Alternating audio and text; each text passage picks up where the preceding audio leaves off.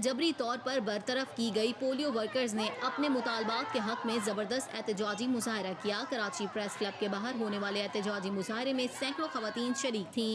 مظاہرے میں شریک خاتون خالدہ کا کہنا تھا کہ سر ہمیں بغیر نوٹس کے ہمیں نوکریوں سے نکالا گیا ہے۔ ہمارا صرف یہی معاہدہ ہے کہ ہمیں دوبارہ واپس نوکریوں پر رکھا جائے، اس لیے کہ ہمارے گھر کے چولہے اسی نوکری سے چلتے ہیں۔ احتجاجی مظاہرین نے اپنے ہاتھوں میں پلے کارڈز اور بینرز اٹھائے ہوئے تھے، جبکہ مظاہرین کی جانب سے نعرے بازی کا سلسلہ بھی مسلسل جاری رہا۔ ایک اور خاتون عمرانہ کا کہنا تھا کہ ہمیں کچھ نہیں بتایا گیا، بغیر ریزن کے اور بغیر شارٹیج نوٹس پہ ہمیں بلایا گیا اور کہا گیا کہ آپ لوگوں کی نوکریاں ختم کی جاتی ہیں۔